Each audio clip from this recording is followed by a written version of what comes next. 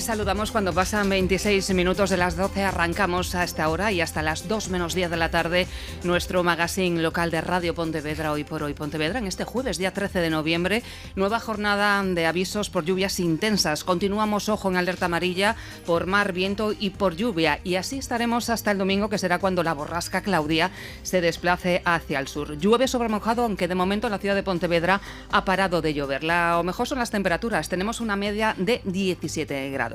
Antes de nada, queremos saludar a los alumnos que hoy nos visitan en la radio. Son alumnos del Instituto Sánchez Cantón de Pontevedra, de cuarto de la ESO. Bienvenidos, chicos. Aquí están conociendo cómo se vive la magia que hay detrás de los micrófonos y, quién sabe, a lo mejor descubrimos a los próximos locutores del futuro. Participan este año de la segunda edición de los premios José Hermida de Radio Escolar. ¿Qué tal todo, chicos? ¿Todo bien? ¿Os ha gustado el taller? Sí, mucho. ¿Las instalaciones? Sí. ¿Habéis aprendido? Sí. Bueno, pues la radio escolar es una herramienta educativa muy poderosa que fomenta la comunicación, el trabajo en equipo, la creatividad y también la participación de los alumnos. Y gracias a la Xunta de Galicia, que coloca en la mayoría de los centros educativos la radio como programas, como la radio en Biblio. Hoy por eso hemos querido invitar para que conozca tamén de primeira man o que facemos aquí. Está connosco, nos nosos estudos, tamén acompañado destes alumnos, o xefe territorial de Educación en Pontevedra, César Pérez Ares. Señor Pérez Ares, que tal? Moi bons días. Moi bons días. Tive a oportunidade de asistir a un poquinho, non? A taller de radio con estes rapaces. Pois sí, habrá que sí, e habrá que teño que dicir que foi unha, creo que estades facendo, teño que felicitarvos, unha experiencia moi positiva.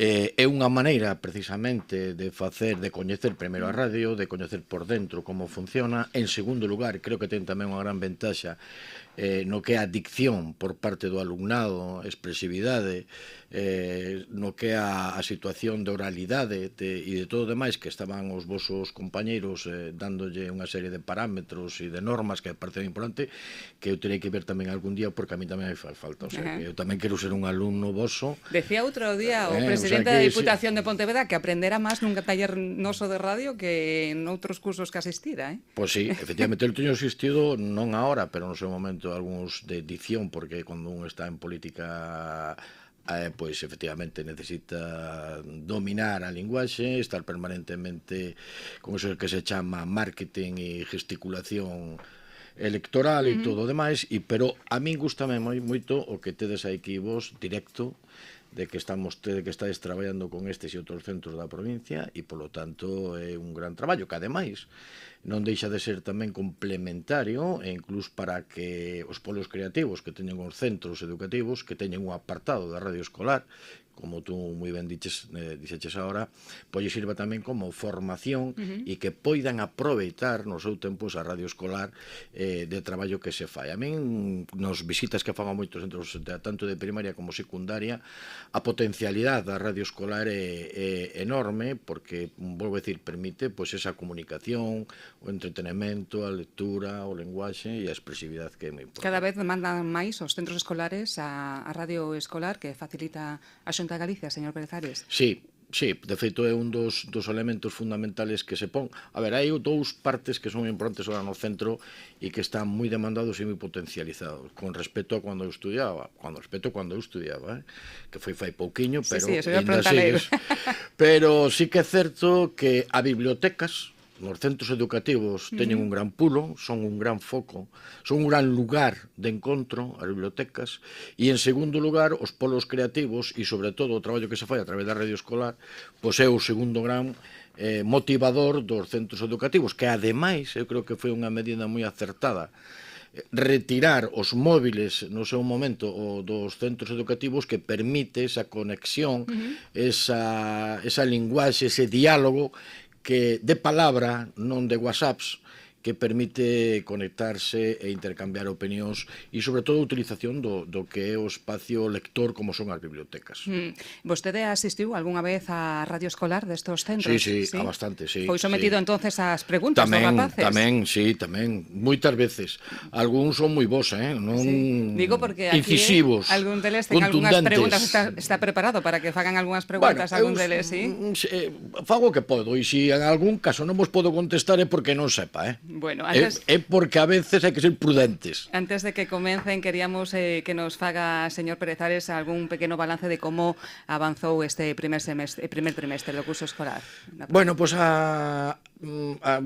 normalmente foi un primeiro trimestre que ainda non acabamos, estamos todavía entrando na recta final. O mes de novembro é un mes complicado, é un mes longo. Este é o primeiro trimestre a efectos educativos, e podes, creo que os rapaces que están aquí, os alumnos poden o decir, é o máis longo de todos porque faise moi contundente. É dun período que ver de vacacións, que ver dos días grandes, e de repente te encontras que xa non hai vacacións, hai que empezar as materias e bueno, xa non tes tanto motivación de ocio como puderas ter porque os tempos se van acordando. Segundo, como todos os anos, eu vexo normalidade en algúns puntos. Bueno, pois é normal a reivindicación permanente, eu xa leo moitos anos e conozco perfectamente a situación, a reivindicación por parte dos docentes de máis docentes, a reivindicación tamén das AMPAs pois de máis docentes, de obras e de construccións, e bueno, o de sempre.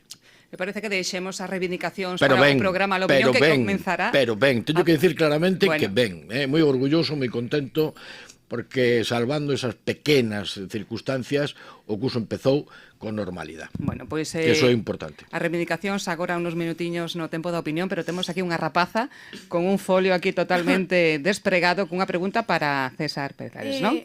Sí, teño unha pregunta que crees que influe o uso de dispositivos no ensino, como por exemplo os ordenadores no aprendizaxe dos xoves? A ver, os ordenadores, ahora mismo, en este momento, estáse poñendo encima da mesa un debate que me parece moi efectivo e moi productivo, e é que non solamente son os ordenadores os que motivan o aprendizaxe, ou poderán motivar. Creo que hai que buscar un equilibrio, non?, entre o que podemos ter cos programas de Disgal ou programas de ordenadores que sirve para dar, pero sin olvidar despois o que ten que facer o docente na súa aula de transmitir os coñecementos oportunos como se facía, como se fai con distintas metodoloxías e con distintos currículos. A ver, non podemos obviar que estamos nunha sociedade de información, que estamos nunha sociedade moi dominada por o que é a parte de informática, pero non podemos centrarnos única e exclusivamente en isto. Eu creo que a tendencia actual é unha tendencia de buscar equilibrio, non basarse todo en Wikipedias e todo máis, sino tamén no que é a parte dos currículos que teñen que facer os docentes nas vosas aulas. Temos presente e futuro educativo na provincia de Pontevedra, señor Pérez Ares. Temos máis preguntas por aquí, está Antía, Mía e Cristina Eras, non? Pero temos que facer unha pequena pausa e continuidade tamén nesta programación local, porque nuns segundos comeza o programa La Opinión. Quedades aquí que nos continuamos, vale? Pero eu teño que sair entre a Luz Espiño e Iván Montáns. Comeza, como decíamos, o programa La Opinión.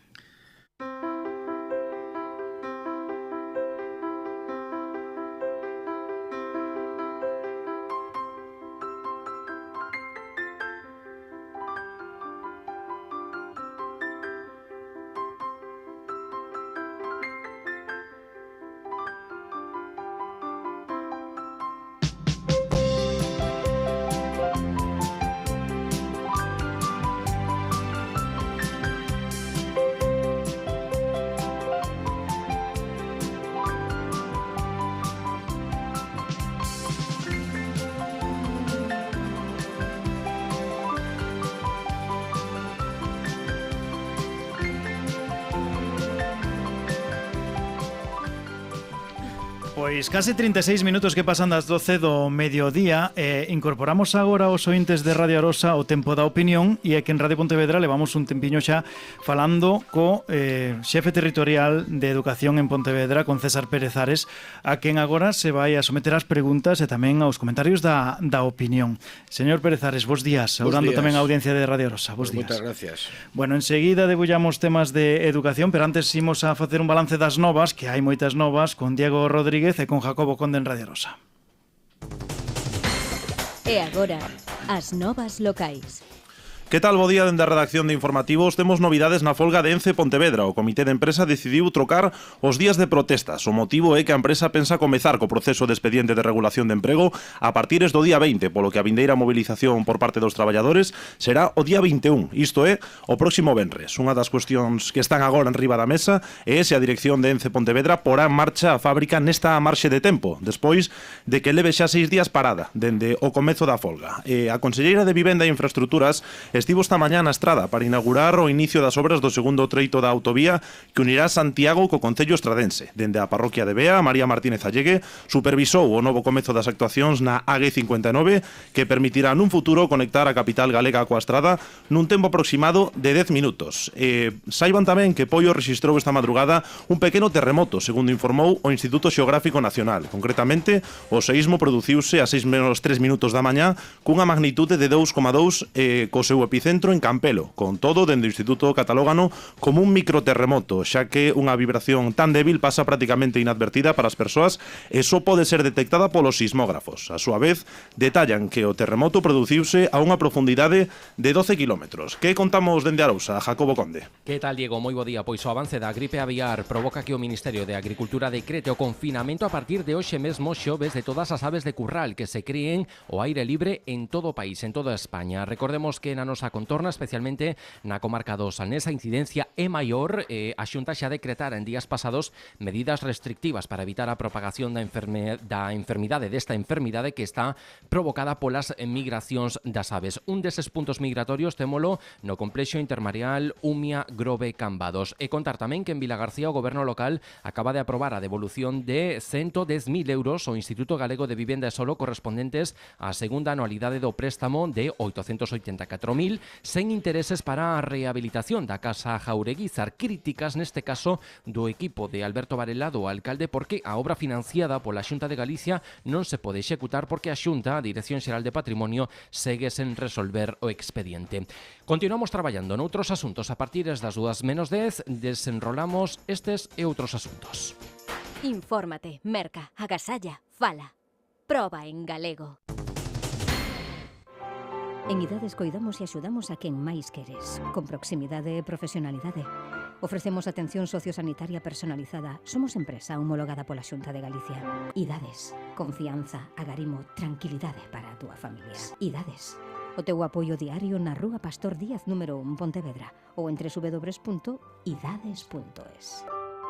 Inés es enfermera y su primo taxista la lleva a casa cada noche quejándose todo el rato de la espalda. A ver, que si tienes un accidente o una baja y se reducen tus ingresos, con el seguro de baja laboral de AMA los tienes garantizados. AMA, seguros para profesionales sanitarios y sus familiares. Infórmate en amaseguros.com o en el 911 75 40 37.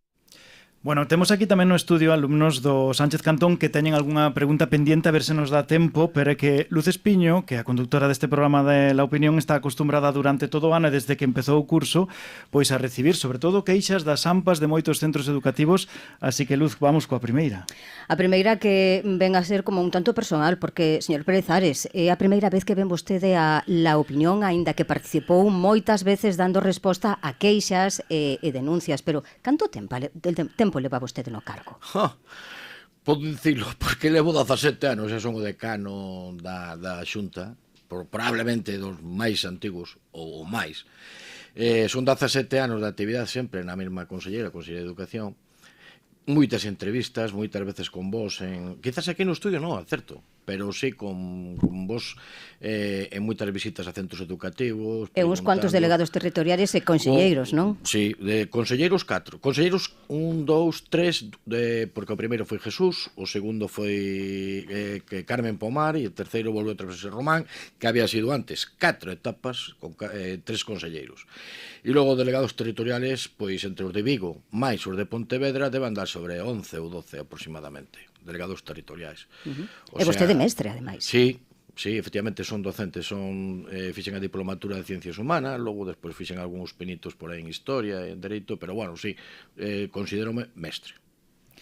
Hai moitas obras pendientes por facer nos centros, hai moitos profesores que faltan según denuncian pois as AMPAs, pero o que máis nos preocupa son os casos de acoso.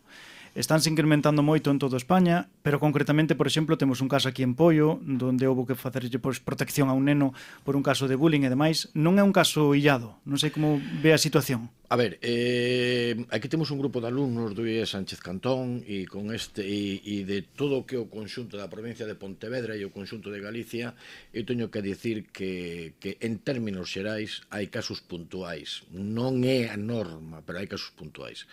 O primeiro que ten que facer un centro educativo é identificar se efectivamente é un caso de acoso escolar, que iso é o básico, para aplicar o protocolo de acoso escolar e diferencialo do que pode ser nun momento puntual unha discusión porque hai alumnos efectivamente que xa sabemos como na nosa época que lle gusta moito el debate e todo demais e a veces non son conscientes de calcular as súas circunstancias, non? Pero eu creo que o máis importante é saber identificar. O que estará de acordo comigo é que vostede leva moito tempo no ensino, cambiou o conto, non é como antes, nin de broma, e ademais agora hai unha cousa peor, que despois do bullying veñen outras cousas como os suicidios. A ver, sí, eso é certo. É dicir, a mí unha cousa que me preocupa, sinceramente, non ten nada que ver o que cando nos estudiábamos e cando eu fui un docente, a día de hoxe, o vexo todos os días. Ahora temos un problema, efectivamente, de influencias das redes que son importantes, pero tamén teño que dicir unha cousa, dado o número de alumnos que temos en todo o que é o conxunto de toda Galicia, eu falo a Galicia e en Pontevedra en concreto, que as redes que a súa influencia que teñen positivas ou negativas, estamos falando de casos moi puntuais, é dicir, a ver... Non nota máis casos agora que hai 17 anos, por exemplo? No, é dicir, podemos ter casos que agora tamén se persigue máis contundentemente ou se está máis encima dos temas que pudera ser fallanos. O problema grave agora neste momento, e ese sí, é o problema de acoso, como decides, ou de bullying, que pode trasladarse a un problema de ámbito psicolóxico. E ese sí que é contundente, que ese se produce máis nos efectos de secundaria e bacharelato. E problemas psicolóxicos hai máis agora? Hai máis, sí, eso é certo, hai máis. Eso sí que non o podemos obviar, hai un número importante, por eso nos puxamos en marcha o que se chama a atención emocional nos centros educativos, no que o propios convenios co Sergas para a atención a estas persoas con problemas. Tuvemos un programa que se chamaba Rao Gali, que supoño que continuará a outra que era o programa de acompañamento nos problemas emocionais aos alumnos que teñamos, e creo que ten dado sus frutos e frutos moi positivos, pero a pregunta que hai que facerse é: donde máis seguro está o alumno, podo volo dicir, é no centro educativo.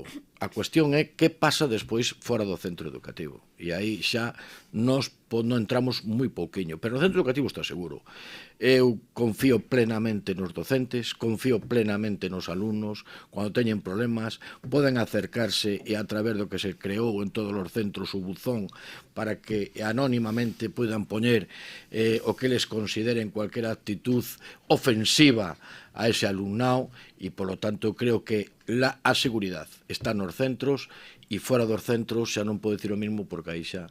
Bueno, facemos un xogo de palabras co iso da seguridade, porque, por exemplo, o CEIP da Lomba atopouse hai unhas semanas con que caíron cascotes na fachada principal. Vostede visitaba o centro, non están de todo seguros todos os centros. Esa é unha seguridade diferente a outra seguridade. Exactamente. Esa é unha seguridade constructiva, que é fácil de solventar. Neste caso, por exemplo... É outra psicolóxica que é máis complicada de solventar. Neste caso, en concreto, señor Pérez Ares, houve un pequeno tirafloxa, se a responsabilidade era do Concello, se era da Consellería, vostede estivo no centro, dixeron que as obras empezarían de inmediato, incluso se falaba desta semana, a AMPA pediu que fose xa inmediato. Como está a situación? A ver, vamos a ser contundente. Nos entendemos que esa obra, eu entendo, por informe que me falla a unidade técnica, que esa obra non é obra que nos corresponde a nós, porque é unha obra de mantenimento do que eran os cascotes de experimento das fachadas.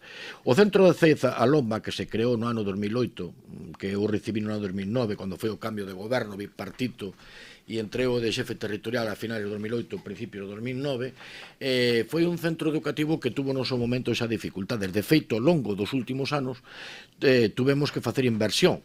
Un centro que costou 2.600.000 euros, que non ten ni 15 anos, 17 anos, a día de hoxe xa levámonos gastado 400 e pico mil euros. Donde están os problemas graves, ou donde están os problemas que hai que susanar nas fachadas? É dicir, a veces, e hai que respetar, pero pódese respetar, pero non compartir as edificacións feitas por algún tipo de estrutura arquitectónica que non é moi adecuada ao que son os alumnos que están dentro, que hai que pensar no que vai ir dentro, claro. Alumnos. Entonces, creáronse, e a propia empresa, que logo tuvemos un contencioso contra ela, no sentido de que tiña que fazer a reparación. Ahora, eu estuve ali outro día, vin, efectivamente, que hai que retomar un encofrado da parte de diante da fachada, que por as humedades, o resto do centro está ben, porque xa tomamos, volvo a insistir, que non xa invertimos 400.000 euros en este edificio. Pero bueno, se cae hai que arranxalo. Sí, pero interiores tamén, non me estou dicindo outro, é dicir, o que está quedando son os Unha mismos. cousa é o mantemento e despois xa as grandes reparacións que son as que son da Consellería. Problemas de construción, que son problemas de estruturas, tocanos a nos, pero son problemas de desprendementos, entendo que debe facer o Concello. Pero bueno, xa non vamos a entrar en esa discusión, porque como xa está en marcha a reparación, eu estuve ali, a empresa iba a intervir onte, pero dadas as circunstancias climatolóxicas non se pode intervir. É dicir, eso é tirar os cartos. E aparte da seguridade dos traballadores. E dos nenos. E dos nenos. Bueno, os nenos estarían dentro das aulas, pero o máis importante é a seguridade, no sentido de que sería contradictorio, unha contradición no sentido constructiva, de que tuviéramos que intervir nunha obra que levan esperando medio tempo para non facer absolutamente nada. Entón vamos a esperar que se modifique. A empresa estuvo falando co equipo directivo, como estuve eu, para acatar. E logo, para garantizar cualquier tipo de problema desta edificación, eu pedinlle a un arquitecto independiente, pero que vamos a pagarnos a Consellería, que nos faga un informe definitivo de cuáles son os grandes problemas que ten. Para min, sinceramente, o gran problema que ten o centro, independentemente da seguridade, da fachada e todo demais, está no patio, que ten un patio que repisou, que é o patio de xogos, que repisou, ten unha amplia piscina que estes días agrávase, e para min era o máis importante, fíxate, é exterior, non é tanto interior. E a ver se o cometemos entre todos. Hai máis obras pendientes, por exemplo, no CEIP San Clemente de Caldas de Reis, visitouno, por certo, vostede tamén, teñen obras pendientes, houve unha empresa que parece ser que entrou en concurso de acreedores, vai a empezar outra que di que aínda non ten o contrato, digamos, a obra aprobada, pero desde a AMPA queixábanse disto, de como está a situación agora, vamos a escoitar a AMPA, e tamén dunha petición en canto a profesorado. Básicamente os problemas que temos son dous. Un é o novo sobrevido que o da obra, que é verdad que se fixeron por fin as actuacións estas urxentes, é dicir, temos luz sin problema e temos calefacción no cole, pero xa está, eso está parado, é dicir, está así, está agardando a que unha empresa veña agora se faga cargo desto. Eu supoño que eso ten os seus trámites, porque sabes que anterior se decretou suspensión de pagos, que, bueno, para non ser unha proba de que había moita presa por poñer en marcha esta obra para taparnos a boca e demostrar que algo se facía, fixose mal, e agora pois estamos como estamos, a que de momento está o cole, bueno, hai luz e non pasan fríos nenos, pero as obras están paradas, molestan porque ti entras no centro, o sea, na entrada do centro, primeiro que hai unha estructura ali de metal ocupando tal e cual, pero nas aulas e no pabillón, nos sitios onde hai que facer cosas, non molesta. Polo menos xa teñen luz e calefacción, eso sí, non? Claro, que ao principio, ademais coincidía cos días estes antes do cambio de hora, entón a primeira hora da mañá, no piso de arriba non se vía nada. Pero vamos, para nós o grave e o serio sigue sendo o da unidade, é dicir, este ano non só non nos puxeron a unidade, senón que ano pasado, como nos puxeron unha profe mega, pudemos facer un desdobre. Entón tiñamos, de facto, 3 aulas, non? Os de 3 anos, de 4 anos, de 5 anos. Por perder un alumno, perdemos 2 profes, foi así. E agora, en vez de ter 3 aulas, teñen 2 aulas e din que superan a ratio. Contestamos as dúas preguntas, a das obras e tamén a da unidade. Sí, vamos a empezar cas obras. Nos cando facemos unha obra que é a de San Clemente de César en Caldas, como estamos facendo a ampliación do IES e como estamos facendo o comedor do Alfonso VII, de verdad non é por taparlle a boca a naide, é porque realmente o necesita, senón non se fai, non? Eu creo fundamentalmente que na obra de San Clemente de César, que é unha inversión importante, que ronda os 600 e pico mil euros, non tuvemos sorte ca empresa, as empresas preséntanse, teñen toda a capacidade de licitación e a lei de contratos amparaos, e polo tanto nun momento determinado abandonan dunha maneira, ademais, que deixan o centro, que eu estuven ali, sin luz, bueno, unha parte sin luz, sin calefacción, é certo, e os aseos. Nos o que pretendemos era actuar de inmediato para poñer o que era o tema da calefacción e para poñer tamén o tema do alumeado, que era o máis urxente, e logo, ollo, porque isto é unha cuestión moi importante, e as persoas que están na administración teñen que conocelo. Cualquera modificación de un contrato hai que volvelo a someter a un contrato novo e hai que firmalo por parte da empresa. Aceleramos o máximo posible ca nova empresa que está traballando e, polo tanto, firma o contrato novo nunha cesión que se lle fai para que poida seguir. Non se pode vulnerar as leyes de contratos establecidas, nin nós, nin o Concello, nin ninguna entidade, para facer o máximo legal posible. Eso consideramos que que nos próximos días se traballarase de arreo e, polo tanto, estamos nese día. Por respecto ao tema da plantilla, eu creo que xa está máis que explicado, non lle corresponde o que piden, mandouselle en medio, o equipo de inspección educativa é precisamente quen fai o informe, nos ratificamos o informe da inspección educativa e, bueno, e mantemos o mesmo criterio que mantuvemos no seu momento.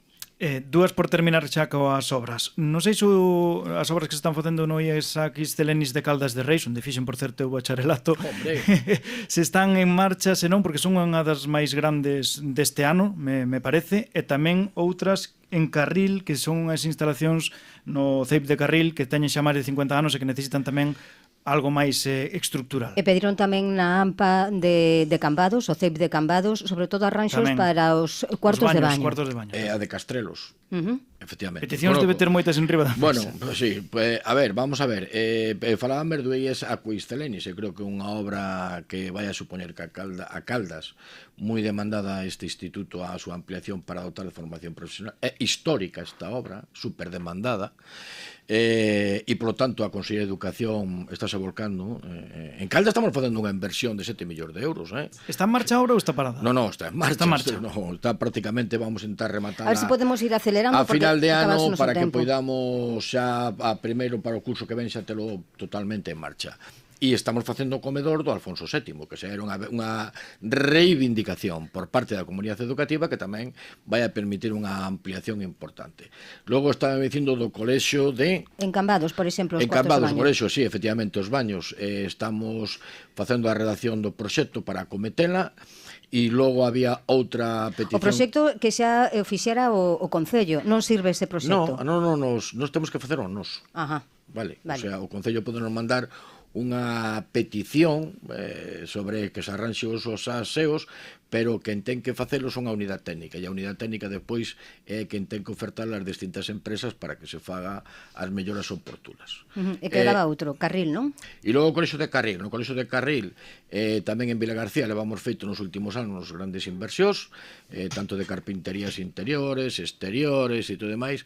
Bueno, probablemente que é un colexio de 50 anos que con este ano elevan cumplindo no ano 24, 25 e 26 un número importantísimos, porque estes centros educativos veñen da época de Villar Palasica, a Lei General de Educación dos anos 70, que se fixeron por todos lados colexios, que eran os famosos colexios comarcais, e claro, a ver, hai que ir adecuando ás necesidades actuais, pero tamén hai que dicir que hai que levar unha serie de circunstancia que é a que nos condiciona a todos, como nos pode condicionar na nosa casa, que son as condicións económicas. Pero eu poderia dicir unha cousa: nos anos que eu levo aquí non hai ningún centro educativo da provincia de Pontevedra que non tuveran algunha actuación, grande ou pequena, todos, e estamos falando de 600, 600, máis os IES.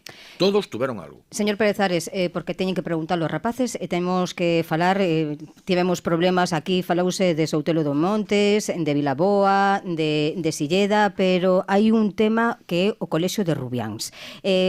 Conseguiron a AMPA que todas as AMPAs de Vilagarcía se unisen para reclamar un autobús. Últimamente, a última intervención que tiveron os pais é que tiñan dende transportes boas novas porque eles pedían simplemente un autobús para poder conciliar como os restos dos pais, cambiar o horario do centro, non entrar ás 10 menos 10 da mañán. Sabe vostede algo, aínda que non sexa unha competencia plena de educación? Pois, a ver, este é un tema que o Colexio de Rubiáns, efectivamente, o ano pasado non levamos o transporte escolar, ahora é de mobilidade, certamente, a ser posible, intentamos por todos os os medios axeitar ese horario das 9:30. Eu falo da miña parte cando teña a responsabilidade desde dentro do centro.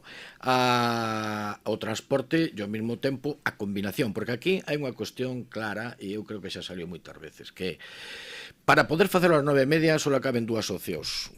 Solo. Unha, ou se lle pon unha línea ad hoc ao centro, Era o que pedían. que é o que piden, e é o que estarán ahora valorando cas novos contratos mobilidade, e hai que esperar a eles, eu non podo decir. Ou a outra opción que había era modificación dos horarios por parte dos outros centros afectados, por as Que o líneas. centro xa dicía que non, que eso E que os non centros, quería. os centros non quixeron. Eu mantuve en reunión con E o eles. mesmo centro de Rubiáns parecíalle que era Bueno, pero unha o centro falta. de Rubiáns ten que adaptar, si quere cambiar, ten que tamén xogar e combinar, coordinar, que é a palabra, coordinar co resto dos centros educativos para que tamén el se sinta beneficiado. O resto dos centros educativos, eu falei con varios, con dous en concreto, e, bueno, non estaban por esa modificación. Entendían que había outras circunstancias e non estaban por esa modificación. Por lo tanto, é o único que podo decir ahora que supoño que Mobilidade estará con este tema, porque sei que lle preocupa e esperarán a nova os contratos que se E vostede axuda un pouquiño, ou non? Eu sempre. A ver se escoitamos algunha pregunta das alumnas do Sánchez Cantón. Imos coa primeira. Estando vostede involucrado no mantemento dos centros educativos, pensa que están adaptados a persoas con discapacidade? Eu non estou involucrado no mantenemento. Eu estou involucrado no que é as reformas, estruturas, ampliacións e melloras. Nos mantenementos, non, digo, a ver, non tens por que sabelo, ni muitísimo menos, pero é unha información que che traslado. O mantenemento, conservación e vigilancia pertenece aos concellos. Se me dices que efectivamente son os centros de secundaria, aí a responsabilidade é nosa. Se é do IES Sánchez Cantón, a responsabilidade é nosa. Estamos facendo todo o posible da accesibilidade, pero estamos facendo tanto en primaria como en secundaria. Efectivamente, hai casos moi puntuais e agora cada vez máis pois de necesidades, de problemas de desplazamento, porque teñen problemas físicos e esos hai que abordarlos e a facer accesible todos os centros educativos. Neste momento creo que vamos a cometer precisamente, que era unha reivindicación que nos fixeron o ano pasado, e que tiña a túa razón. Primeiro preparamos as rampas do colexio Pedro Martínez Cerviño de Campo Lameiro, e agora vamos a cometer precisamente un novo ascensor para unha nena que o ano pasado tuvemos problemas con grada de accesibilidade, ¿no?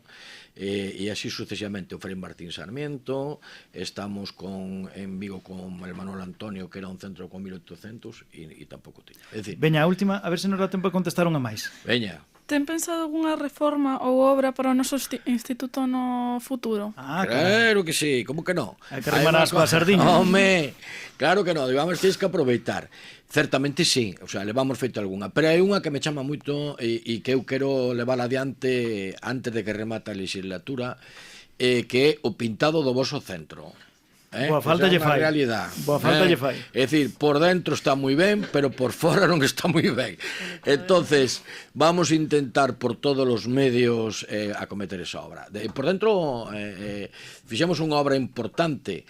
O Sánchez Cantón, como outros centros, tiñan unhas tarimas, non? E entonces esas tarimas tiñan arriba, logo que hubo que eliminaros cando foi do tema do COVID, en fin, para adaptar as aulas, pero sí, o que creo que en este momento chama a atención que hai que facer unha lavado de cara da parte exterior do IES Sánchez Cantón, entre outras. Logo, como o lunes ou martes vou ter o equipo directivo do Sánchez Cantón, ou vosa directora, todo o equipo directivo, sí, non pois xa eles me trasladarán precisamente. E cando volta a la opinión, porque aquí temos moitas queixas máis, Cando volta? Bueno, cando querades, outro día, non hai problema ningún. Apuntado a mí queda. Encántame que me entreviste. Tomamos a palabra. Por supuesto, non hai problema ningún. Con respecto ao resto de... Non é que é unha, temos que ir ao boletín. Pero bueno, conteste, veña. No. Gustaríame falar das plantillas. Gustaríame falar das plantillas dese tema. Pero falamos outro día. Vale, perfecto. Queda anotado, incluso grabado. Podemos gravarlo. Por supuesto. Veña, gracias. A 1 da tarde. Durante el debate no habían dejado clara su postura y que llega tras haber anunciado el partido que no iban a negociar nada más con el gobierno. Vamos al Congreso, Josué Coello. ¿Qué tal? Buenas tardes. Sí, con esta abstención Junts ha evitado castigar al gobierno y la enmienda del PP para alargar la vida útil de las nucleares no se va a incorporar a la Ley de Movilidad Sostenible aprobada hace unas semanas. A pesar de la anunciada ruptura, los de Puigdemont dan algo de aire al Ejecutivo y evitan una foto votando junto a PP y Vox en un tema tan sensible como es el de la energía nuclear. Y es que a pesar de este movimiento, los mensajes mensajes de Junts esta misma mañana apuntaban al bloqueo. Josep María Cruzet. Però que ningú s'emocioni. Amb l'anunci del bloqueig de la legislatura ja vam advertir que aquesta era una de les 5 lleis que sí que permetríem la seva aprovació. Hay satisfacción en el gobierno en un día que ha conseguido sacar adelante 2 leyes relevantes para esta legislatura. Esto en el Congreso, en otro parlamento, en el europeo, el PP español se ha alineado con la extrema derecha para votar en contra de la ley del clima, una norma que pese a todo ha salido aprobada porque la mayor parte del Grupo Popular, el mayoritario en el Parlamento Europeo, sí que ha votado a favor. Corresponsal comunitario, Enrique García Pozo. Sí, el Parlamento Europeo acaba de aprobar la ley del clima con el rechazo de la delegación española del Partido Popular, que como ya hizo la votación en comisión, se sale del voto mayoritario de su grupo y se alinea con los partidos de la extrema derecha. El PP español, también los conservadores polacos, rechazan la reducción de emisiones contaminantes prevista en esta ley, una reducción del 90% en 2040. Fuentes del PP insisten en que ese objetivo no es realista y que es poco